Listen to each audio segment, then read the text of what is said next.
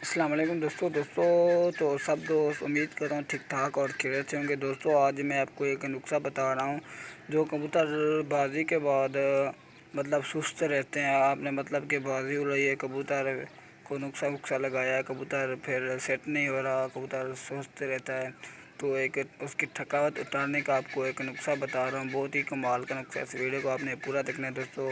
उससे पहले दोस्तों अगर आपने अभी तक हमारा यूट्यूब चैनल सब्सक्राइब नहीं किया तो इस वीडियो के नीचे एक लाल रेड कलर का सब्सक्राइब बटन होगा, उसे दबा दीजिए। उसके बाद एक बेल का आइकन होगा, उसे भी प्रेस कर दीजिए ताकि हमारी कोई वीडियो आपसे मिस ना हो। तो लाइक यार वीडियो को लाजमी किया करें लाइक, तो ऐसी चीज़ें आपके लिए लाते रहते हैं। तो वीडियो को सबसे पहले लाइक कर दें, उसके बाद सब्सक्राइब कर दें, एक अच्छा सा कमेंट भी कर दें। सो दोस्तों मैं आपको एक थकावट का नुस्खा बता रहा हूँ। जो कबूतर थक जाता है मतलब बाजी के बाद, बाजी से वापस आ जाता है, फिर उसको थकावट नहीं उतरती, तो नुस्खा बता रहा हूँ आपको। दोस्तों नुस्खा समाप्त फरमा लीजिए। दोस्तों 5 अदद बादाम, उसके बाद सब्ज़ इलायची 5 अदद, बकरी का दूध 25 सीसी, ज़ाफ़रान के 3 तीले। ठीक है, ये हो गया।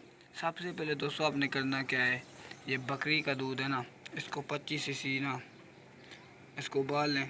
तो हल्का सा उबाल आके पहले ज़ाफ़रान शामिल करना है, ठीक है, पीस के। उबालने के बाद ये सारी ज़ाफ़रान इलायची बादाम इनको सबको पीस लें, ठीक है, अच्छी तरह इनको पीस लें।